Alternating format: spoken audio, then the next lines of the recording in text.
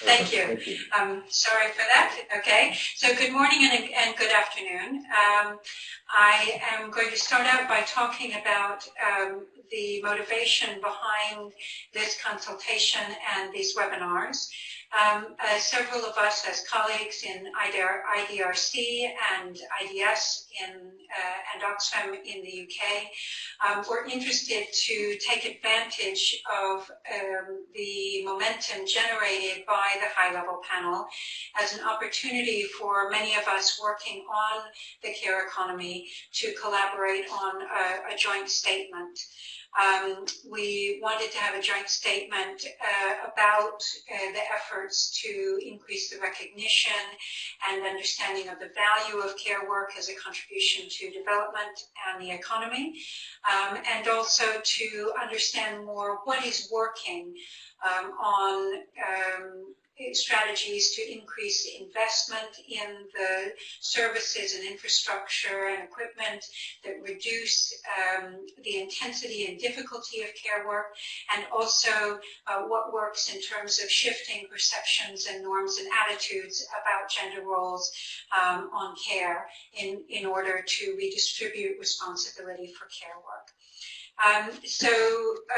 We see these webinars as a way to also build the networks between those of us working on care around the world. There was a webinar on Tuesday as well, as many of you know, and to strengthen more of our collective understanding about care work and our collective contribution to the high-level panel on women's economic empowerment.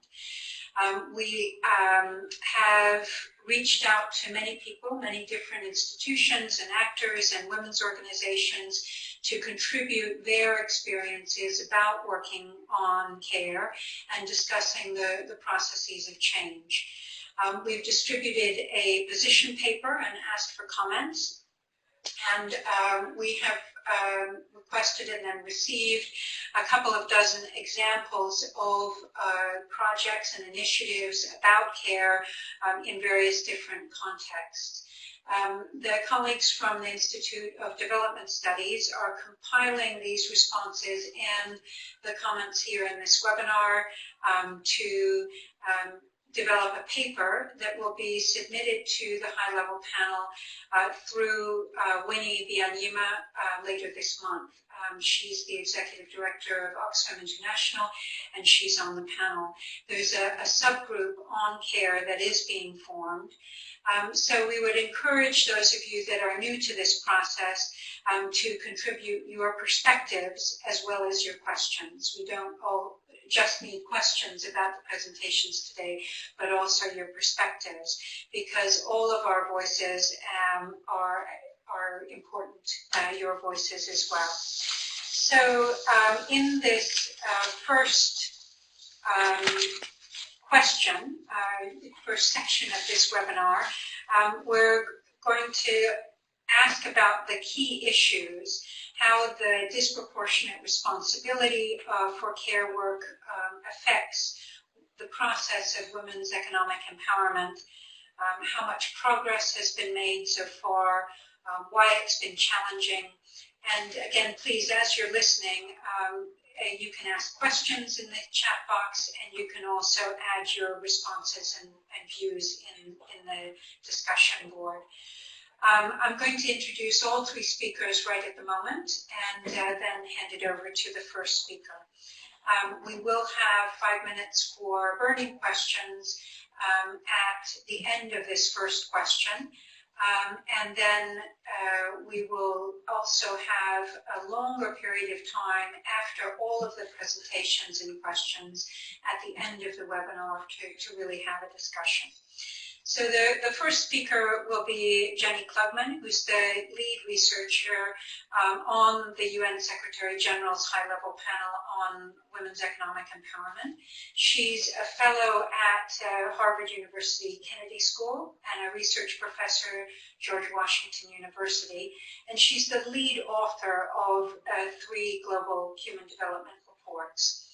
The second speaker is Susan Himmelwood, a feminist professor of economics, researching issues to do with care and a member of the UK Women's Budget Group, and a member of the team that carried out a wonderful research report for the International Trade Union Confederation on employment and growth, or growth generating effects of investing in the care economy. And that report was led by Jerome Dehanel. The third speaker is Karina, I'm sorry, I'm going to not be sure how to pronounce your surname, but Byanyima is full professor at the Faculty of Social Sciences, University of the Republic in Uruguay, and she leads the gender research group related to unpaid work, care, and social welfare. So that's the end of the introduction, and I'm going to pass it over to Jenny. Thank you.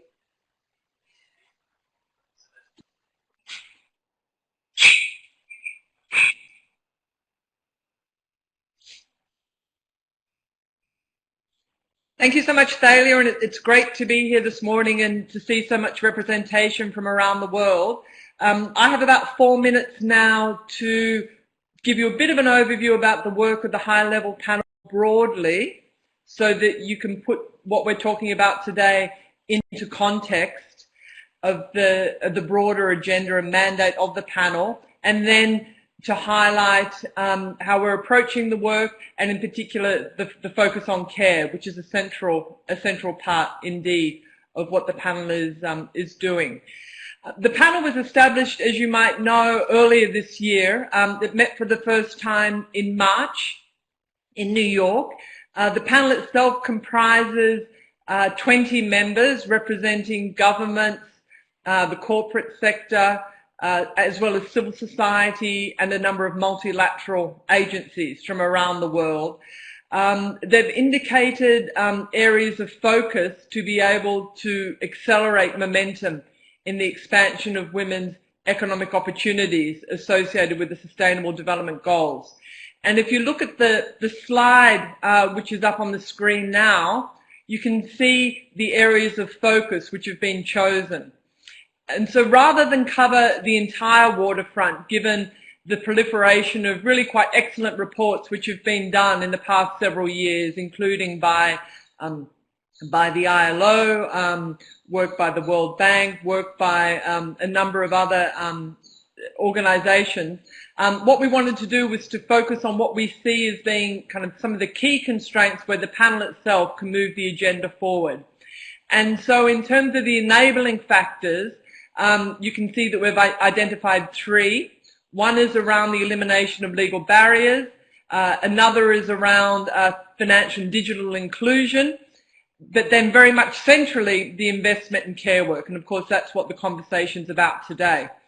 In terms of the quality of work and what women are able to do in the paid economy in particular, we're looking at informal work. We're looking at the improvement of pay in particular. And we're looking at ways in which women-owned enterprises can expand their potential as well. So they're the areas of focus, so-called kind of entry points or issue areas which are central to the high-level panel's work. And you can see within that, care indeed is central in itself. In terms of the overall approach, what we're trying to do is to bring together the best of what we know about kind of patterns and trends with respect to the particular areas. Whether or not there's kind of improving momentum, where there's evidence of stagnation or even deterioration or reversal, understanding what the potential gains are, including the business case for investment, as well as the important arguments in terms of rights and justice, and then very much on what can be done. And so we're calling that the proven and the possible, and that's an important area of emphasis, we hope, in the discussion today. So learning about what's been tried, what we know works, what should be the key actions for and recommendations for the panel itself for the Secretary General in September. With respect to care in particular, clearly a lot of important work has been done in this area. The graph on this slide is the very nice kind of graphical depiction that was used in the last Global Human Development Report, which shows quite clearly that women are doing approximately 3 times as much unpaid care as men, or unpaid work, and about half as much paid work. And so that's kind of an important starting point for the conversation. And there are estimates which have been done for individual countries as well as globally to show that this is common across all countries around the world and can be a systematic constraint to women's opportunities in terms of paid work. There's been very important contributions to our knowledge from Susan and colleagues in working out what can be done in terms of public investments and the returns to public investments, and we're looking forward to the extension of that work to a number of developing countries. WeGo has done interesting analysis for us, highlighting the implications from informal sector work point of view, and very importantly, the McKinsey Global Institute has pulled together the evidence on what we know, the magnitude of the problem, and ideas on what can be done. And we're going to be hearing about them shortly. So that's the context for the work. And I'm going to turn now over to Susan to talk about the work that they've been doing together with the ITUC.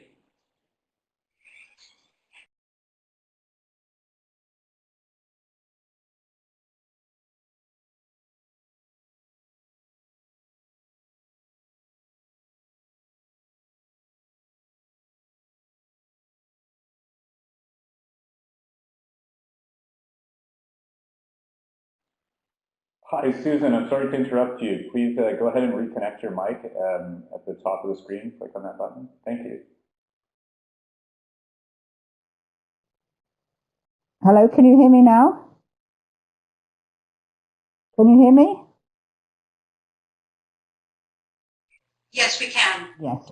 I'm actually not going to talk about the research quite now. I'm going to talk about what I think are the key issues in thinking about the caring economy and why it has such big effects on gender inequalities.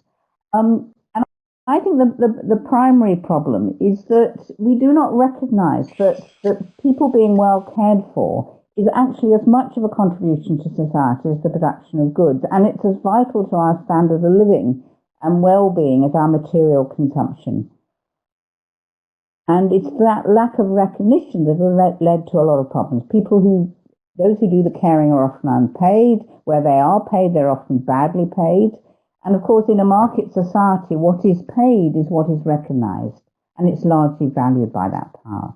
And of course, that matters to people's power to structure their own lives and often to their material well-being. And of course, since most unpaid carers are women, this is a major gender equality issue. And of course, it's lives that are spent taking care of others that's the primary cause of women having such much greater poverty rates than men, especially in old age. But there are other reasons why we have to be concerned about the care economy, because an unequal gender division of labour in the past might have kept care going, but that is increasingly under strain. It's under strain because of growing needs for care, both with ageing societies and with some specific health issues like AIDS, but also with children in smaller families and also in urban societies may actually need more care than children used to in the past. And most importantly, women are now employed, and that's leading to a breakdown of old models of who does the caring.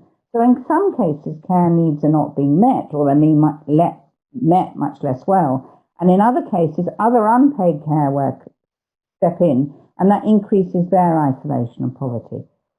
The more hopeful sign is that care is increasingly part of the paid economy, and it provides opportunities for women in 2 ways. For employment, that given current gender divisions, more paid care is likely to be more employment for women. And it's also enabling women to do other things with their lives. The availability of paid care workers to take over care responsibilities means that women can do a lot of other types of jobs. But also care in the economy, paid economy, enables training and high quality care. So you can have more skilled care than you get if you're simply relying on people who learnt their skills in the home.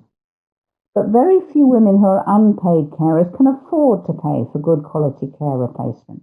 And that's why this is an issue that needs public support and the development of public policy on care. We need to, in that way, overcome the invisibility of the care economy. So that's all I wanted to say to start with. And I'm now going to pass you on to Karina, who also has something to say about the key issues.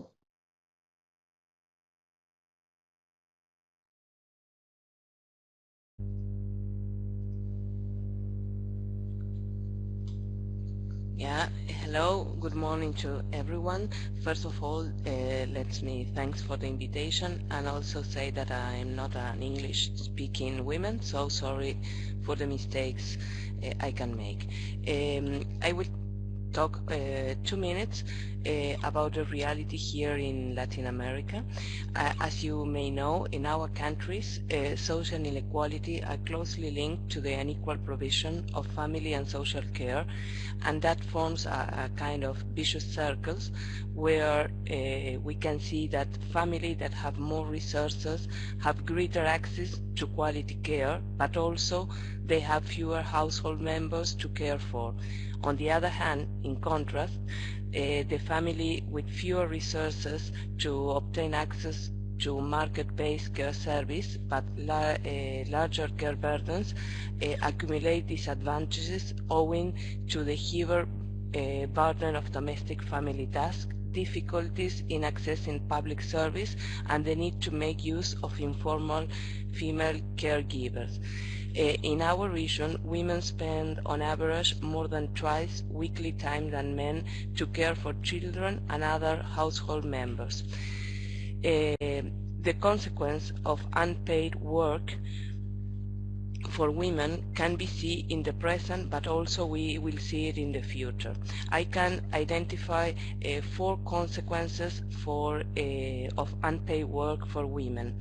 The first one is the greater difficulty in obtaining an employment, and not only in obtaining the employment, but also in staying at the labor market. This means less women in the labor market, and particularly women in reproductive ages. The second one is that women obtain employment with more flexible conditions and less pay related to men. The third one are the limitations that women have in order to exercise their social, economic, political, and so on rights. The fourth one is that in the future women will face problems also with their social security and retirement as a result of their discontinuous careers in the labor market. We can observe here in Latin America that both for elderly care and child care, gender inequalities in care provision are really still strong. The bulk of care is provided by women in the immediate family, either wife, daughter, or stepdaughter, and mother in the case of child care. A combination of cultural and socioeconomic reasons keep the gender bias still in place here in our region. So these are my key points for this first question, and I will give back the floor to Dalia. Thanks.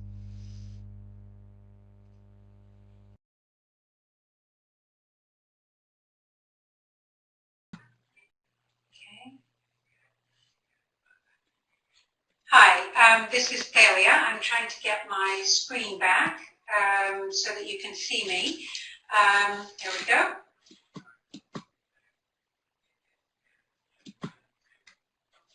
Excellent. I'm looking for some questions. Please do ask any questions. For those of you that came in late, I thought I would spend a minute anyway talking about some of the main points that came up during this discussion. Clearly, several of the panelists have discussed the issue of the inequality in hours of care work, and that women do more unpaid care work and less paid work. Secondly, Susan was saying that one of the key issues was a bias in economics and economic thinking, that's my words, that people being cared for is as vital a contribution to the economy as is the production of goods and services, and that there's a problem that in a market society what's paid for is valued and what is unpaid is less valued. A couple of the panelists discussed some of the issues with demographic trends, the growing needs for care that have to do with an aging population and issues like HIV and the need for care for ill people. And also because women are more in the paid labor force, there is a changing division of labor between paid and unpaid work, and therefore there is the issue of whether we have adequate care for dependents and healthy adults that need care. Paid care is increasing in employment, which is both an opportunity for women to get that employment. It's also an opportunity for people who need to receive care to get more skilled care. But there's also a problem with the issues of the quality of that employment for paid carers, and the access of people and women in poverty to paid care services. In Oxfam, one of the conclusions in a study in Scotland was that women who are in poverty care because they are poor, and they stay poor because they are doing caring. So the inequality in access to paid care services maintains an inequality between different women as well.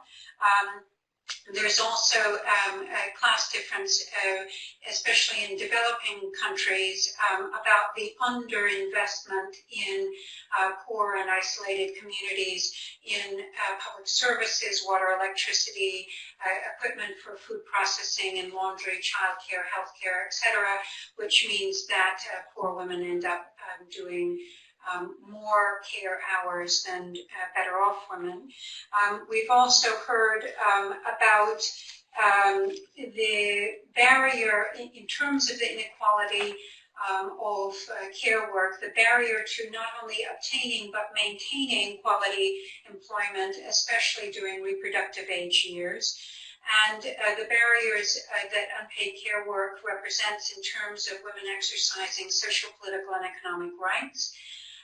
Also, the women having less access to Social Security because of fewer years in paid employment. And I didn't get all of the questions. So I'm looking at the question on differences in approaches needed to address childcare versus elderly care needs. I'm wondering whether, Susan, you could answer that question. I'll hand it over to you.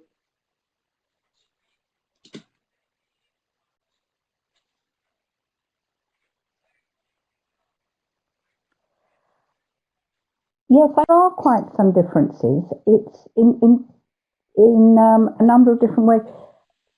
Childcare is quite predictable. The period of time for which a child will need care is quite predictable, and they need really full-time care all the time. You can't leave a 3-year-old for any time of day. For older people or people with disabilities, it's much more individual and less predictable. And I think one has to be much more imaginative in thinking of new systems of care for adults, rather than just moving care from the unpaid to the paid economy.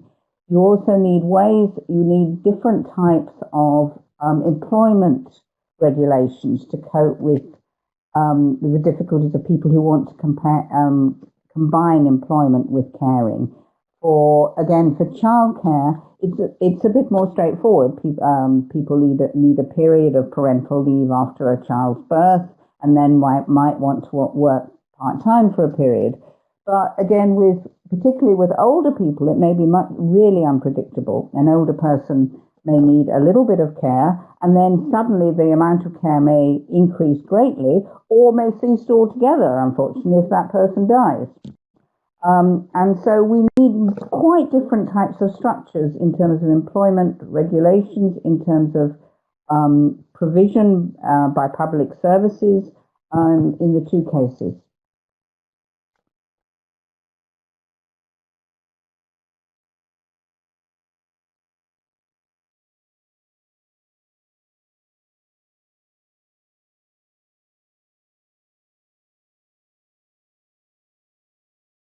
Can you hear me?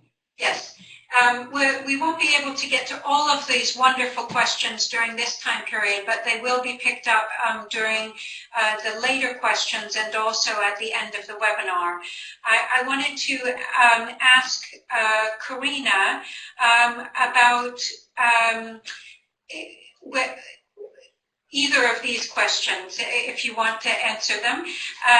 One of them is about research done on remuneration for care work. I know that in Latin America there has been a lot of research on paid domestic workers as well. And then the question about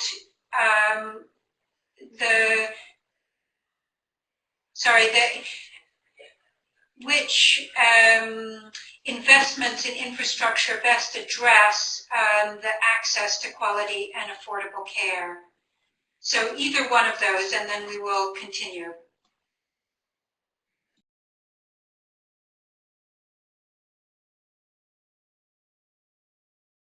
Please turn on your mic again. The microphone's not on. Yeah. Okay, now, yes. Here in Latin America, we have really a lot of research regarding care issues, but mainly the efforts in last years was around time use surveys in order to make visible the total amount of work that women and men are supposed to do during their life. We have great experience here in my country, in Uruguay, with this kind of time use survey. Actually, these surveys were at the starting point of all the actions that have been developed in the recent years around the national care system policies that are being developed in my country. Approximately 18 countries in the region have done this kind of research, and with the result of the time use surveys there were also other research that were carried on, like for example research on the social representations of cares in order to know what the population wants for child care and elder care and so on. I think research was really a good starting point here in the region. Thank you very much to Karina. I think that's all that we have time for right at the moment, because we want to make sure to have time for the other two questions. We do have other question and answer sessions. So I'm going to pass over to Jenny for the introduction to the second question. Thank you. Great, thanks, Celia. Well, I think we've established the challenge and the constraints, and I think it's interesting now to move directly on to what we know about what can work. And some of these aspects have already been raised in terms of kind of public investments in services, what's needed to shift norms about responsibilities for unpaid care work, what are the drivers of those changes in norms. Do we have examples at the country level about programs and policies which have really made a difference on this front in terms of both recognising responsibilities as well as redistributing responsibilities to ensure greater justice on this front? How we're going to begin is with a review from Makala Krishnan. She's a fellow at the McKinsey Global Institute. She co-leads their work on gender, was a co-author of a major report that was published last year that many of you may have seen, called The Power of Parity, which came out with really quite impressive numbers on the potential gains on this front. And they're working with us now to help to bring together the systematic evidence about what works. So over to you, Makala.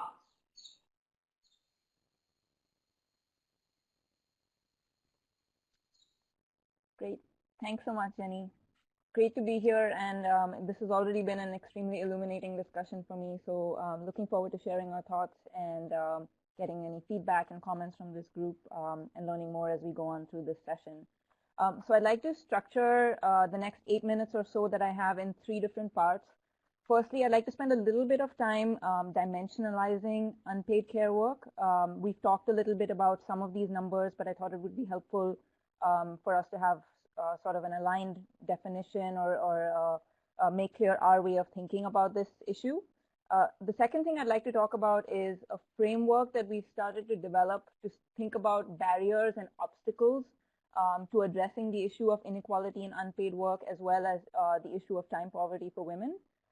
And then lastly, I'll start to share some examples of interventions that we've seen work across different parts of the world and across different types of interventions to address different aspects of unpaid care work. So to begin with, as we think about dimensionalizing unpaid work, Jenny already talked about the level of inequality globally. So globally, women take on as much as 3 times the unpaid care work burden as men. There is, of course, some variation by region. One of the pieces of analysis we did was look at OECD data across 10 different regions in the world, and we found that male to female ratios on time spent on unpaid work ranged from as low as 0.1 in India, so that means men do 10% the unpaid care work as women, all the way up to 0.62 in a region that we call North America and Oceania. So quite a broad range or spectrum across regions, but the headline message being that gaps exist regardless of where in the world you are, and this is really a global issue, not a region-specific issue. The second thing I wanted to tee up, and a few people mentioned this in the earlier question as well, is when we look at paid plus unpaid work together, so women tend to perform more paid and unpaid work relative to men. So their overall time spent on work is higher than that of men. One study found, of 65 countries, found that women on average spend about 45 minutes more than men when we look at paid and unpaid work together. So on average, if you look at a year, that corresponds to 5.7 extra weeks of work, and over 50 years, that's 5.5 years of extra work. So it's not just that women are doing more unpaid work than men, they're doing overall more work than men when we look at paid and unpaid work combined. And then lastly, as we think about unpaid work, I think it's important to disentangle different types of unpaid work because the interventions and the levers across different aspects of unpaid work are quite different. So when we talk about unpaid care work, we include time spent on routine housework, time spent on child and adult care, time spent on shopping and volunteering and travel-related activities corresponding to care. So most of my discussion will be focused on the routine housework element as well as care, both child and adult care. To dimensionalize a little bit how time spent on care breaks up across these different activities, looking at data from about 26 countries in the OECD, we found that 61% of the time spent on unpaid care is actually on routine housework, while 14% of the time is taking care of household members.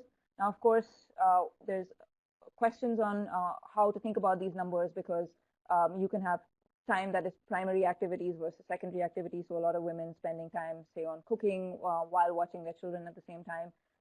But what this roughly tells us is that a bulk of the time that women are spending on unpaid work is routine housework. And there is the opportunity to think about outsourcing or automating that. And a lot of the infrastructure investments that we talked about in the prior question are particularly relevant when you think about routine housework. I also wanted to highlight for developing countries in particular the amount of time that women spend in unpaid work that includes time spent in fetching water and firewood. One time use survey in Ghana found that women spend about 1.5 hours per day on these two activities. So it's not just cooking in the home, but also thinking about the provision of public goods for these women to reduce the amount of time they're spending on these types of tasks. So hopefully that gives a very quick overview of different aspects of unpaid work and dimensionalizes the different types of unpaid work we're referring to. Moving on then to how we are thinking about a framework to understand barriers and obstacles to unpaid work. The way we're thinking about it is demand side constraints as well as supply side constraints. So on the supply side, both our review of the literature as well as our analysis of data has been able to identify 4 different supply side barriers to unpaid work. The first is access to basic services. So these are things like water, sanitation, energy, many of the things that we talked about in question 1. The second major supply side barrier is the availability of time and labor saving equipment. So this could include things like automation of laundry, for example, food processing and supply chains. So infrastructure that's in place that allows women to reduce time through automation or labor saving. The third is the availability, of course, of affordable and reliable care services, whether they're provided by the state, employers, or the market. And this is both for child as well as elder care. And then finally, policies that enable family leave for women as well as their spouses. So this is how we thought about supply side barriers and constraints. On the other hand, we're looking at demand side barriers and constraints. And there we've been able to identify, again, 4 different types of demand side barriers. So the first and possibly the most important is, of course, cultural norms that lead to gendered roles, not just for women, but also for men. The second is the availability of employment opportunities. And this is especially interesting because the availability of viable employment opportunities can serve to raise the opportunity cost of women continuing to do unpaid work, and therefore help better balance the time that they're spending on paid versus unpaid work. The third demand side constraint we've identified is not just the availability of employment opportunities for women, but overall income levels for families. And what that does is shape the value that a household assigns to the additional income for women. And then finally, some of the demographic factors that we alluded to in question 1 as well, which is things like the family structure, size of the family, fertility rates, urbanization trends that are influencing how much support women have in the home and how much time that they need to spend on care in the home, and influence how easy it is for them to step into the workforce and balance care versus economic responsibilities. I think understanding all of these drivers is important because it helps identify opportunities for intervention and helps shape then priorities for action going forward. I wanted to share a few quantitative insights that both our work and work by others has highlighted across these different barriers, because again, I think that's important as you think about design of interventions as well as prioritizing interventions. Some of these analyses, I should caveat, are based on correlation rather than causation. So we need to be a bit careful on how we look to intervene as a consequence of some of these insights, but I think it does give a good overview of the landscape and thinking about entry points for intervention. So the first is, as we thought about routine housework, what we found was that the time spent by women on routine housework is correlated to the availability of sanitation and drinking water. Not surprising, but again, provides a basis for evidence to say that infrastructure investments are crucial to reducing that aspect of time that women spend on unpaid work. The second group of analyses we did was looking at the relationship of female labor force participation with different aspects of unpaid work. So what we did was look at female labor force participation and compared that to the time that women spend on routine housework and the time that men spend on routine housework. What we found was that when female labor force participation increases, the time that they spend on routine housework decreases, and the time that men spend on routine housework increases. So Gwen, going back to, I think, one of the questions you had in the chat window about the role of reduction versus redistribution in reducing the overall unpaid work burden, what we found was that about 50% of the time of the reduction in time that women spend on routine housework when they step into the workforce is purely a reduction of unpaid work, and about 50% is a redistribution with men taking on additional unpaid work. The other quantitative insight I want to highlight before going to a few quick country examples is time spent on care. So what our analysis has shown is that female labor force participation actually is not very correlated with the time that they spend on care of household members. So in general, when female labor force participation increases, that does not reduce the time that they're spending on care. It does increase, though, the time that men are spending on care. So there is a redistribution, or rather an increase in the time that men are spending when their spouses are participating in the workforce. What we do see, though, is as the time spent by women on care increases, it does impact the quality of their work. So women tend to spend more time in part-time roles rather than full-time roles when they're spending more time on care. Lastly, some data on attitudes. We have found that responses to questions like when jobs are scarce, men should have more rights to a job than women, or when a mother works for pay, children suffer, tend to countries where more respondents agree with such questions also tend to have higher inequality in unpaid work. So clearly addressing cultural norms is a crucial obstacle to overcome to try and tackle this issue. So I want to end with a few different interventions. I know I have 1 or 2 minutes left, so I'll be quick here and we can come back to some of these during Q&A if needed. Our work has identified 5 different types of interventions to tackle inequality in unpaid work. The first is financial incentives and support.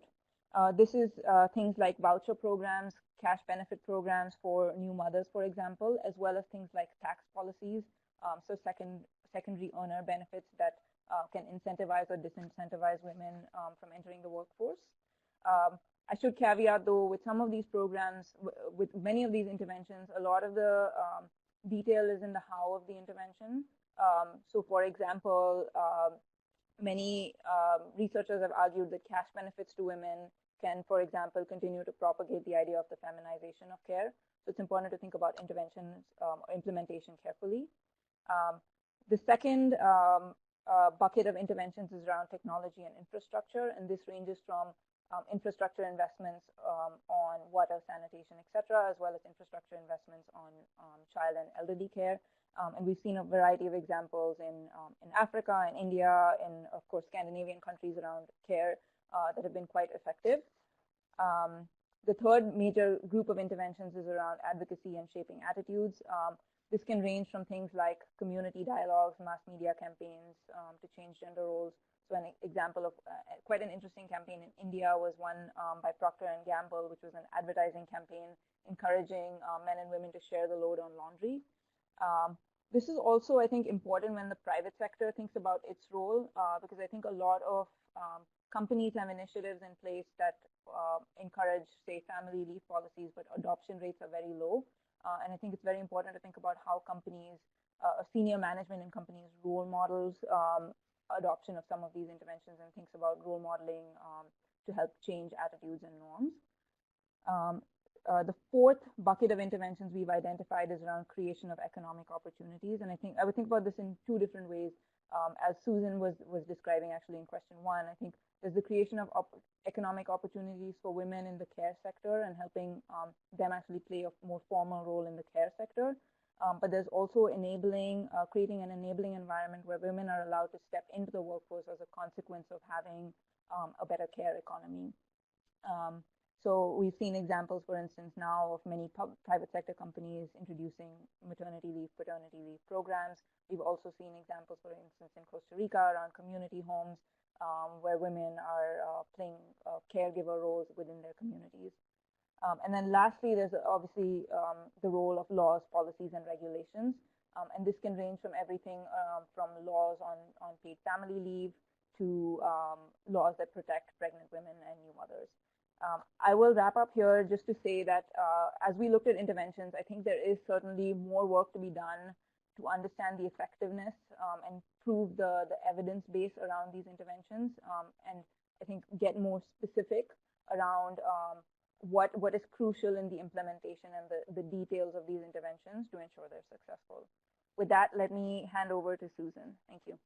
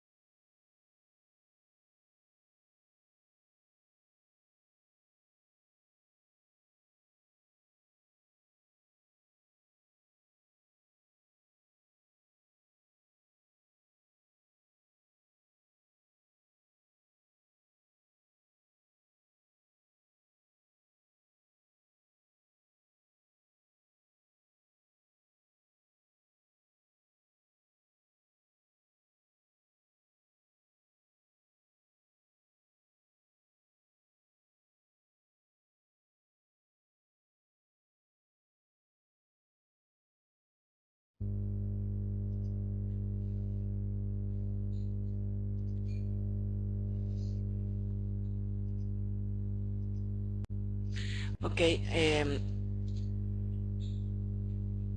shall I start or we come back to Susan?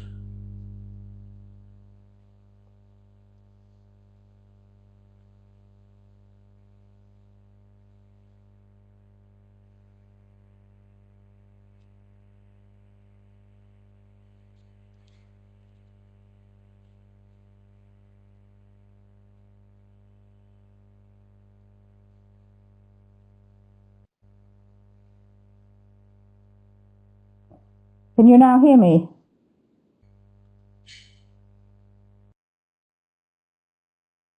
We will just go now to Karina, and then we will come back to you right after. Thank you. Karina, please.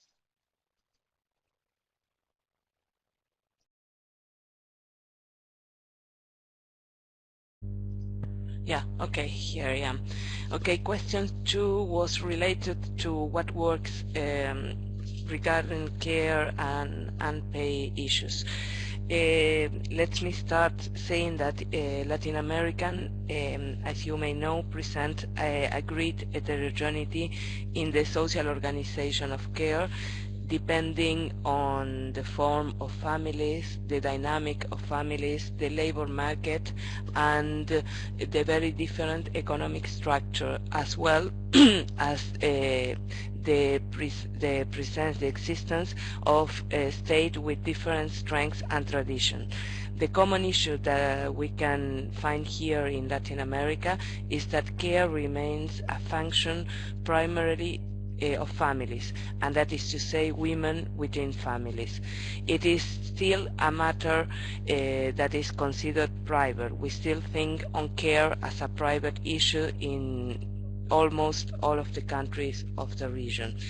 If we analyze the regional situation regarding care, we can appreciate the existence of traditional forms that support its organization, based mainly on domestic pay work and the availability of family and social support networks.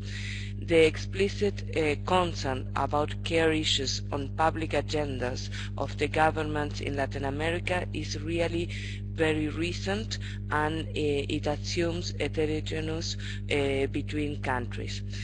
If we ask what works here in the region, we can mention that there are two key redistribution mechanisms in this context. The first that aims to affect the division of unpaid care work between households and between women and men, and the second mechanism that targets the division between the institution and the main care sectors, that is to say the different sectors regarding welfare and so on. In both mechanisms, the state has really an important intervention because the intervention of the state is needed in terms of policies and programs to alleviate the burden that currently falls on women in their households. If we talk specifically about care policies, there are three elements that appear as central and have proven effective in countries that have implemented them. That the three care policies are service policies, time policies, and money and benefit policies. Several Latin American countries have implemented already parental leave policies, for instance, with different results. They have also extended care service for children and for elderly people. There are also two other policies that I would like to mention. Policies related to cultural change in the sexual division of labors, and policies that aims to valorize care paid work, that I think both are really central to advance in a region that has a social organization of care that is mainly based on the family and with a great sexual division of labor. And the last thing I want to mention is that we can observe in the Uruguay experience, but also in Costa Rica experience, that a strength alliance between civil society, government, and the research and academia sector is important in order to advance with care policies and public policies related to unpaid work. Thank you, and I give the floor to Susan.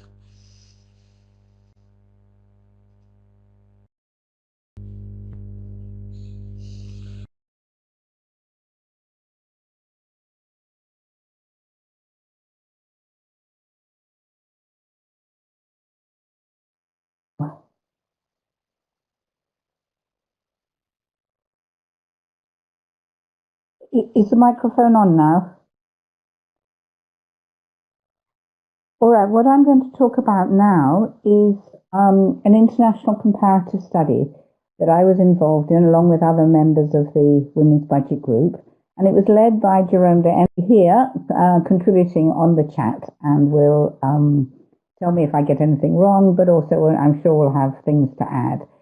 It was conducted by the Women's Budget Group, which is a group in the UK that comments on economic and social policy. But this was a new venture for us to actually proactively investigate what the sort of policies that we had been advocating, what some of their effects would be. As we think is the only comparative study of employment effects of investing in care. There were other people have done studies for individual countries, and I see that Ki-Jong Kim from the Levy Institute has also carried out some of such studies this year, so I hope that he will contribute to the chat too. We looked at 7 OECD countries: Australia, Denmark, Germany, Italy, Japan, the UK, and the USA, and we chose them as examples of different types of welfare regimes. But none of them are developing countries; they're all OECD countries. And we compared the effects of a large investment, in fact 2% of GDP, in the care industry, which we broadly defined to include both child and adult care. And we saw that as a version of enhancing the social infrastructure of society, with the similar scale of investment in construction, which we saw as the typical sort of focus of stimulus policies, and normally talked about as justified as enhancing physical infrastructure. And we looked at the direct employment effects, how many people will be directly employed in those industries as a result of such spending, what the indirect effects would be, and these indirect effects are the effects because more inputs would be bought by these industries too, so these would be effects on other industries, and the induced employment effects, and those would be the effects as a result of all these extra workers being employed and spending their money. What employment effect would that have? What would through aggregate demand? And then we also looked at effects not only on employment but also on growth in GDP. So the slide that's below my picture on the screen gives some of the results, which I'm going to talk you through now. What we found was that in all countries, the direct employment effects of investment in care are considerably larger than they are in construction. And that's for a number of reasons. The most important is that care is a more labour-intensive industry and uses fewer inputs than construction. So more of any money that you spend on care goes directly towards employing care workers, and so you can employ more care workers. It's also the case that in most countries, workers in care, in particular those providing care directly, are paid at a lower rate than most workers in construction. So that also lets your spending go a bit further. And we found, in fact, that the greatest difference in the effects of investing in care and construction are in the US and the UK, the two countries on the right of that slide, where care workers are particularly bad. And we got a smaller difference if you look at Japan, where construction workers are actually paid worse than care workers. But still, nevertheless, you still see that investment in care creates far more jobs than in construction. The indirect effects of investment in care are smaller than those of construction, but they're not enough to offset the greater direct effects. And the induced effects of investment in care are also larger because the lower wages of care sector don't offset the greater employment effects. And in the slide that you can see there gives the total effect. And as you can see by the height of the total bars, that in every country, the effect of investing in care in terms of the effect on the employment rate is much higher. We can also look at the gender effects of those. Very few, as you can see, of the jobs directly generated in construction go to women. The bars in blue are jobs generated that will go to women, and the bars in yellow are those going to men. We're working on the assumption that the proportions in these industries don't change. Of course, that would be different if they did. And we find that care is directly almost as gender segregated in the opposite direction. But it's not so true of the indirect employment effects. The indirect effects of investment in care are fairly well balanced. So we do find that investment in care would result in a larger increase in the employment rate of women than men, and significantly it reduces every country's gender gap in employment by at least 1.6 percentage points. That's a really big change. And if you look at construction, not only are we getting less employment effects, but the gender employment gap is increasing. But because the size of the effect of investment in care overall is so much larger than that on construction, the effect of investment in care on men's employment rate is much greater than that of investment in construction on women's employment rate. In fact, for many countries, investing in care results in a rise in men's employment rate not far off that of investing in construction. And you can see that by comparing the size of the two yellow bits for each country. They're not all that different. These are the sizes of the effect of employment on the effect on employment rates of men. But this is just the employment effects, and we might hope for some other effects. These were not things that we could look at in this piece of research, but we would like to in future research. We would expect that women generally to be empowered through the availability of care services and therefore be more available to work. This might mean that they actually were available for jobs in construction as well as care. We might therefore get a fall in the gender pay gap and in occupational segregation. We certainly might expect a rise in the wages and working conditions of care workers. That would, of course, through the need for such workers, you probably couldn't expand the care industries greatly without improving the wages and conditions of its workers. But we would probably get as a result, we'd have smaller employment effects. We'd hope that more men would enter employment in care. We get a further improvement in the gender pay gap and occupational segregation, and hopefully a change in the norms in both paid and unpaid care, resulting in further empowerment of women. Thank you. That's what I had to say. I'm not sure who I'm supposed to hand over to now.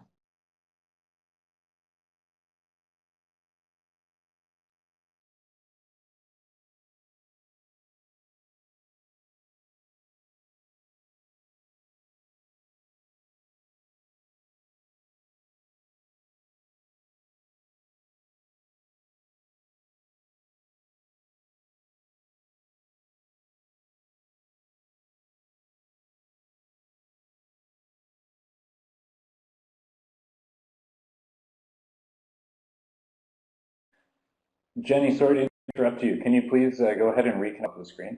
Thanks.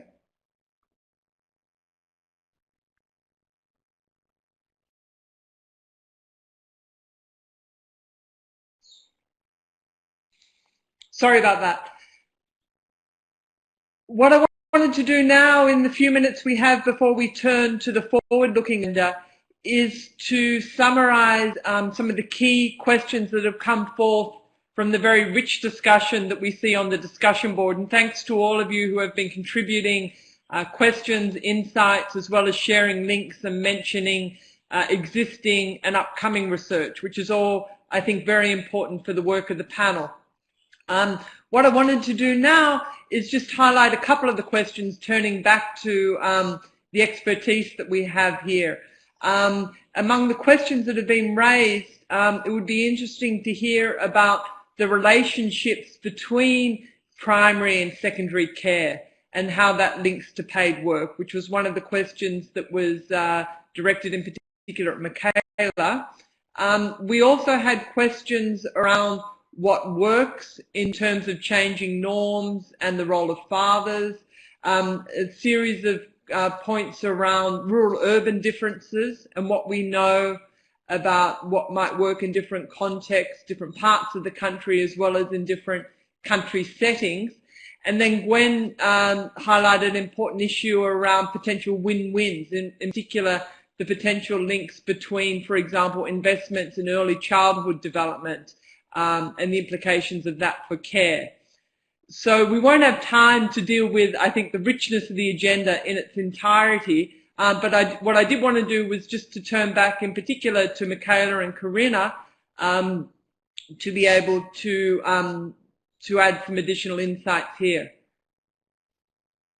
And Susan as well, I think, can comment on the primary and secondary care as well. Michaela? Yep, thanks, Jenny. So on the question on primary and secondary care, our work has looked so far only at primary care activities. So just refreshing on the analysis we did, we looked at the time spent by women on routine housework as a primary care activity and compared that with female labor force participation rates, and then the time spent by men on routine housework as a primary care activity and female labor force participation rates, and then similarly for time spent on care.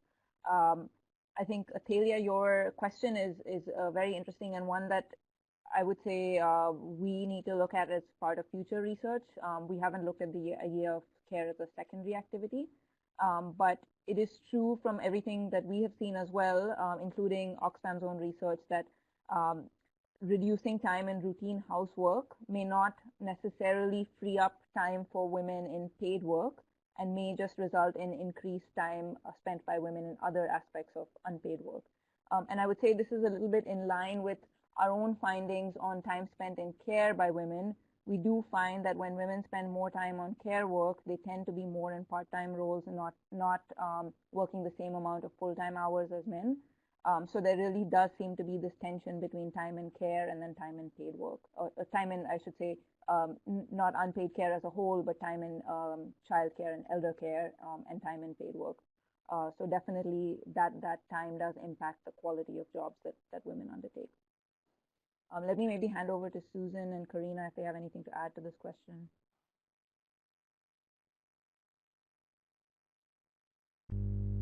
Yeah, I will answer some of the questions, but I will do it in Spanish because I know that other people that are hearing speak Spanish, and for me really it's easier to express myself in Spanish. So, voy a contestar algunas de las preguntas, pero en español, ¿verdad? Me parece interesante la pregunta sobre qué funciona a nivel del cambio de la normativa y el involucramiento de los padres.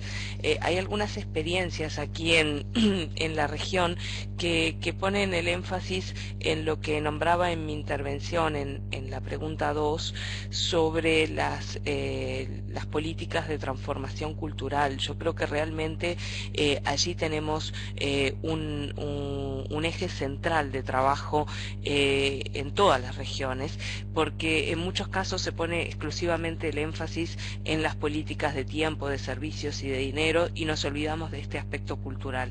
Al respecto, por ejemplo, en Uruguay se han realizado algunas campañas masivas, tanto en medios de comunicación como en distintas formas de llegada a la población para promover el involucramiento de los padres en la crianza y en la realización de las tareas domésticas. Otro ejemplo en términos de lo que funciona en este sentido tiene que ver también con las licencias que hoy mencionaba más temprano, vinculadas por ejemplo a las licencias para los padres, aunque allí debemos mencionar que algunos de nuestros países que han caminado en esa dirección, cuando hacen las licencias optativas entre varones y mujeres, vemos que nuevamente se reproduce la división sexual del trabajo, ya que quienes se convierten en usuarias de esas licencias son las mujeres y en mucho menor medida los varones. Y por último, mencionar dos aspectos que creo que son bien importantes y que debemos considerar particularmente en nuestros países. Entender que las concepciones y las normas que sustentan las valoraciones sobre el cuidado en América Latina son profundamente familiaristas, y algunas de esas normas son muy sexistas todavía, y por ejemplo atribuyen al cuidado infantil antes de los 2 años al ámbito exclusivamente familiar, y se insiste en que tiene que ser en el ámbito familiar, sobre todo pensando en el desarrollo infantil. Allí creo que hay un nudo crítico que tenemos que trabajar, ofreciendo otras alternativas, presentando un abanico más amplio de opciones para el cuidado temprano de los niños, que en la mayoría de nuestros países además está a cargo de las familias hasta los 3 años, y recién a partir de los 4 años se incorpora algún tipo de servicio de cuidado, y esto tiene costos para las mujeres, principalmente para las mujeres que aspiran a incorporarse al mercado de trabajo, porque hemos estudiado mucho las consecuencias que esto tiene para la actividad laboral de las mujeres, y encontramos que se retraen del mercado, reducen su horario, toman empleos con niveles de calidad inferior, etcétera, etcétera. Entonces creo que allí hay un nudo importante para trabajar en esta región. Gracias, and I will pass the floor to Jenny, maybe.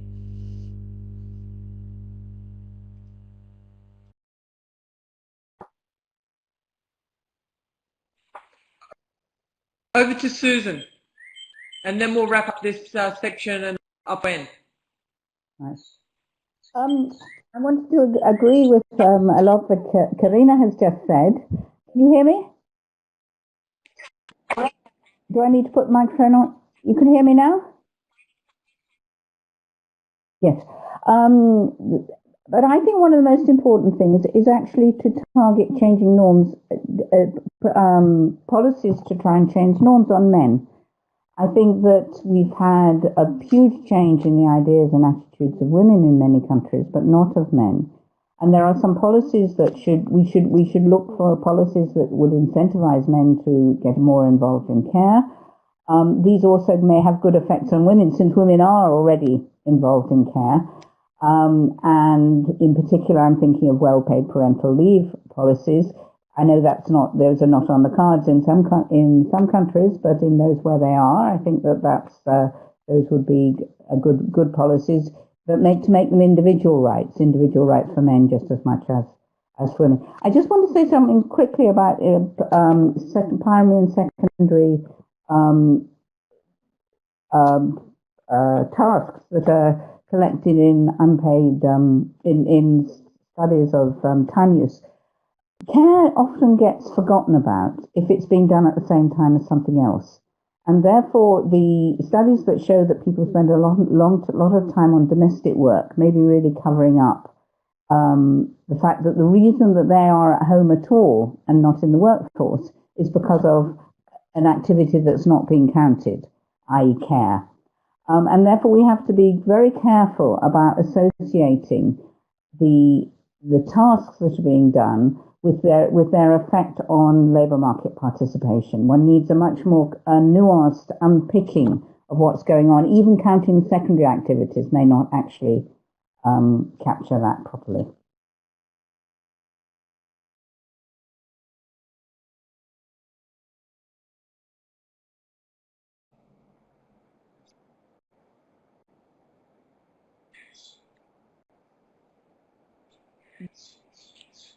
Well, thank you very much to our esteemed panel once again. I won't kind of purport to summarize this discussion, which I think has been very rich and has highlighted, I think, the multidimensionality of the challenges that we face, in particular the importance of dealing with norms and constraints which affect responsibilities and roles, as well as the role of kind of public investments and public programs.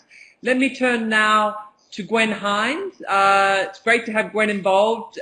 She's actually a deputy on the panel for Justine Greening, and DFID has been a major supporter of the work. So let me turn now to Gwen. Thank you. Thanks very much, Jenny. Just checking if you can hear me. Yes, good, excellent. So we've talked a lot about the importance of dealing with this issue, and we've talked a lot about some of the challenges. In thinking about the panel's work and where we're trying to focus effort, it's important now to think about, oh, sorry, you can't see my webcam. Okay, I can see my webcam. Let's just see if we can get that started. Right. There we go, is that better? Good.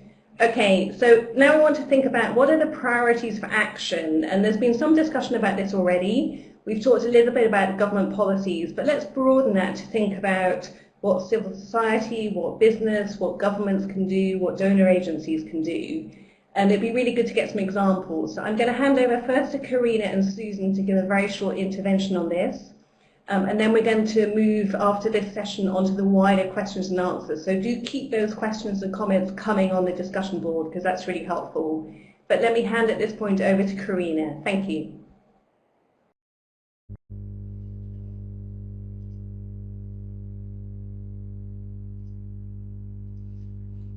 Yeah, okay, 2 minutes.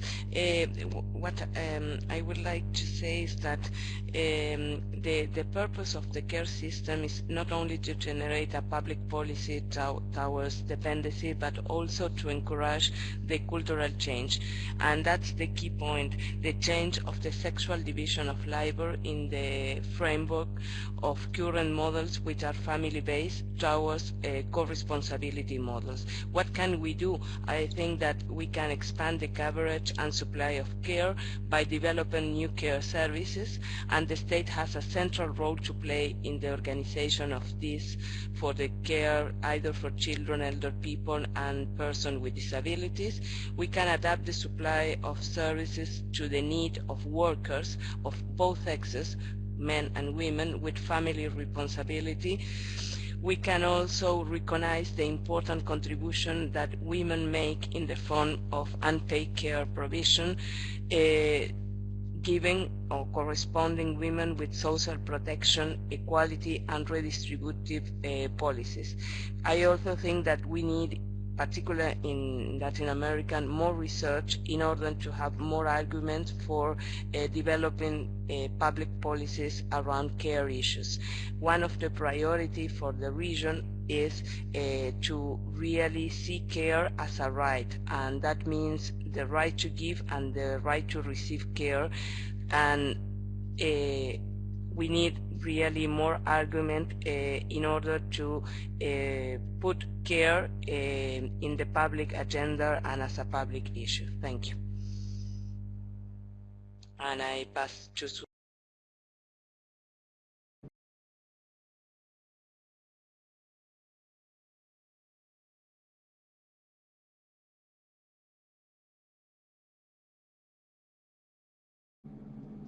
Susan, you're next, if you could please.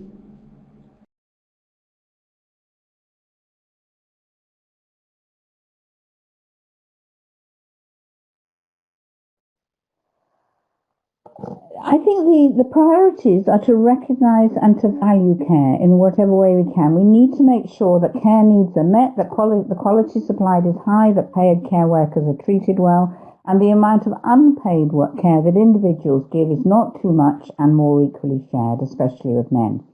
And public investment in care service can contribute to meeting all these objectives. Because so many women are involved directly or indirectly in care, it would be a huge step towards gender equality. But it can also meet, as we've seen from our research, it can also meet other objectives, for example, of employment generation. And I think to get there, we need to build an alliance of care recipients, paid and unpaid carers, to make the case for investment in care. These are people who have a lot of interests in common, and they need to be organised to work together. We mustn't allow austerity and fiscal consolidation programs to undermine care provision. They're having a very insidious effect on care norms. They're making care seem even more invisible. Instead, we have to make the case for how gender norms can be improved and made more equal through investment in care. Currently, too many people are not getting the care they need as a result of austerity policies. There is a real care crisis, but it's insufficiently recognised.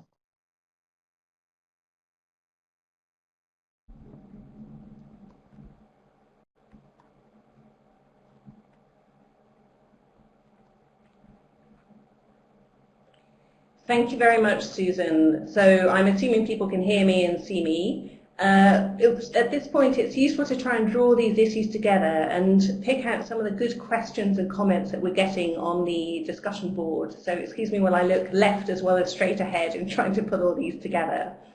I think what we're hearing from people is there's a mixture of different things we need to tackle, from the practical realities of having access to care and the infrastructure issues and so on. But we're also hearing in the discussion board a lot about social norms impacting people's ability to go to work, but also even if you go to work, who ends up doing the care work. So there's a lot of different things I'm hearing here. We're also hearing from Karina about the importance of further research and evidence on this. And this is a real priority for the panel, to make sure what we're recommending, what we're pushing, is grounded in that evidence. So thank you to those who are sharing studies, sharing projects, sharing research you've got, and keep doing that, please, on the billboard and sharing the links there. In terms of further questions that we've got, I see a huge range of different issues that we've got coming out. Can we come back to some of these issues around differences between the rural side and the urban side? A few people are mentioning studies which are going on. Can I come back to possibly to you, Susan, since you're still on the camera? In terms of thinking about rural and urban and the different investments, what would you suggest if we actually wanted to make a step change as the panel, one or two things that could be done and could be done quite quickly? What would you recommend some of the things that could be done?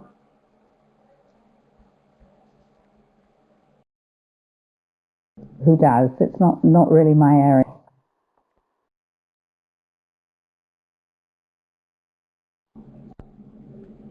Okay, can I ask Karina or Jenny, would you like to come in on this point?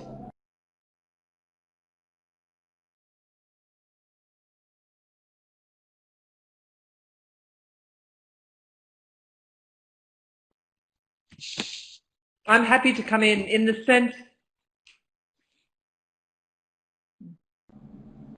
Go ahead. Sorry.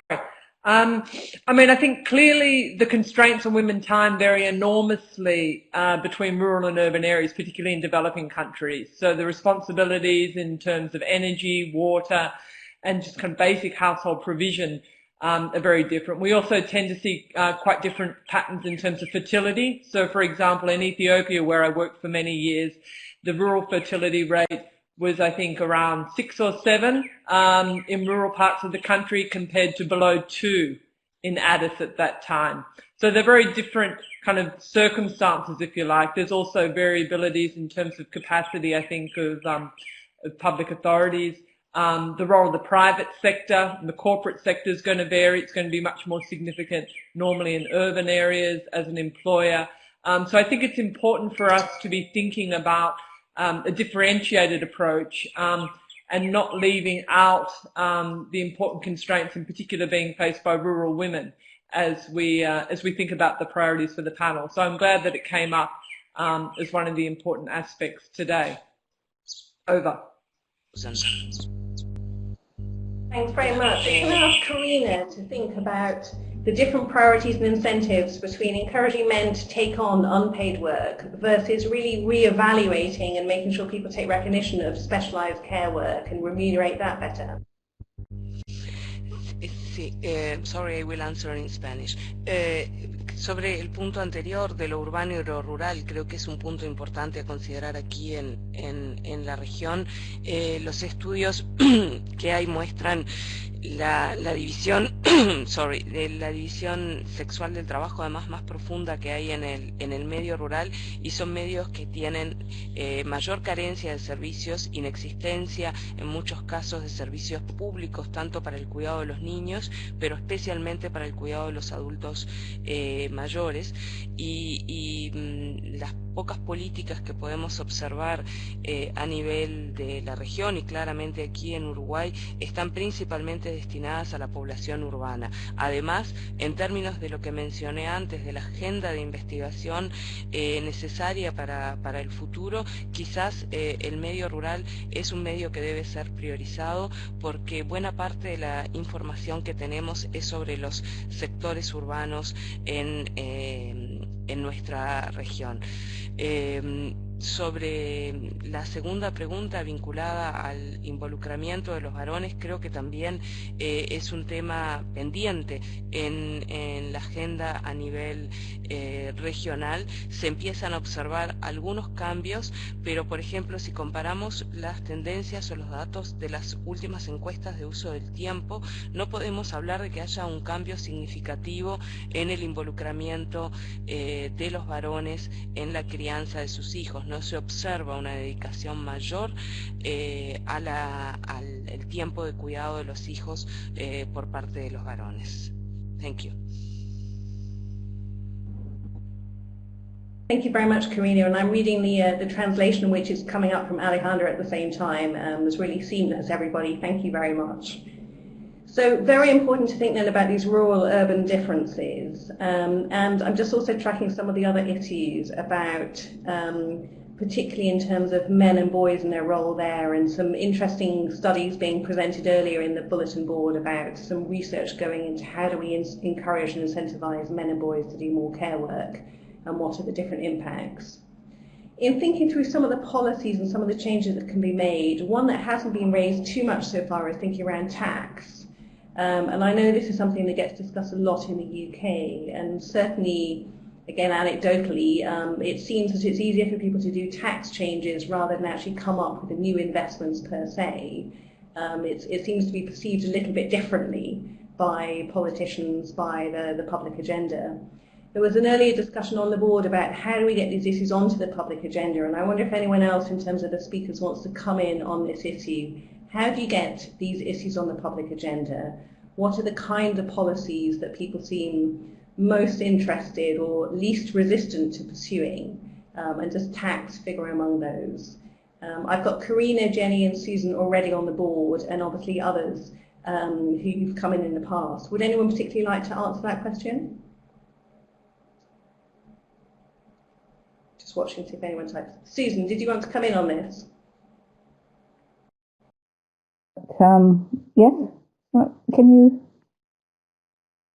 you hearing me? I can talk a little bit about tax. In the Women's Budget Group in the UK, we've looked at the effects of changes in taxes and changes in benefits on gender equality.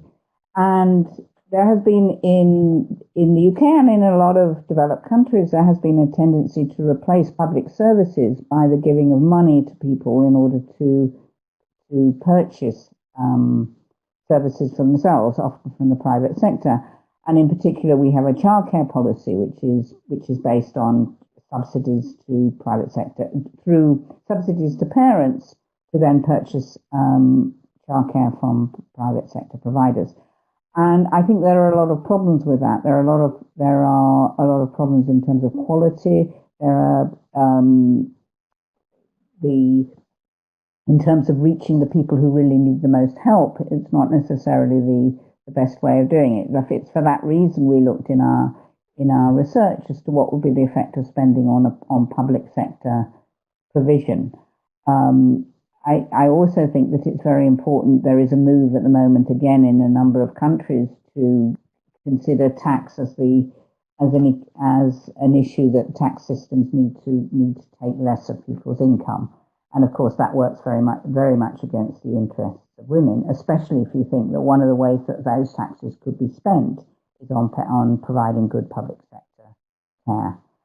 There was an earlier question about, what should the priorities be, getting men to share in unpaid care or developing a professionalised paid care system for providing better quality care. And I think that the answer is both. We have to do both because they reinforce each other. If we have an unequal division of caring work in the home, and we would never want not to have any care going on in the home, then that will automatically feed into inequalities in the labour market. So tackling unequal care responsibilities in the home is absolutely vital to gender equality, but so is providing good care. It's really important that the care that is provided by professionalised care is better care, so that people actually choose to use it, and it can therefore function in the way that we want, and that the care workers are themselves well paid and well trained.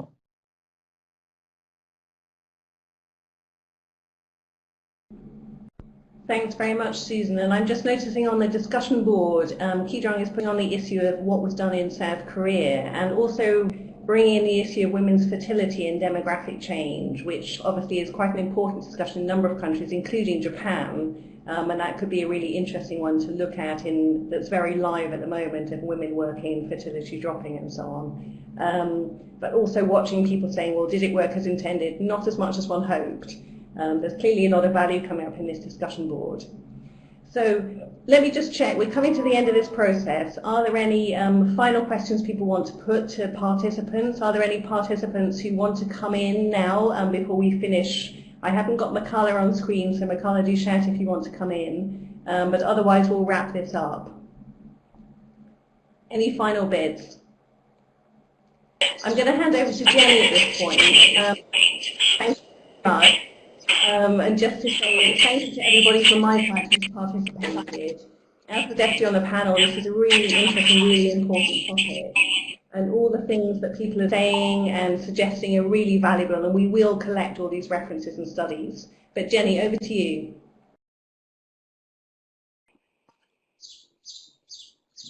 Thanks very much, Gwen. And I just wanted to take the opportunity to thank you all again for your participation. The presenters were fabulous, and I think the discussion board generated a lot of important questions as well as links to valuable information. So what I just wanted to encourage you to do in closing is to do share those examples, do share evidence about what works, do share your recommendations about what you think this high-level panel can do.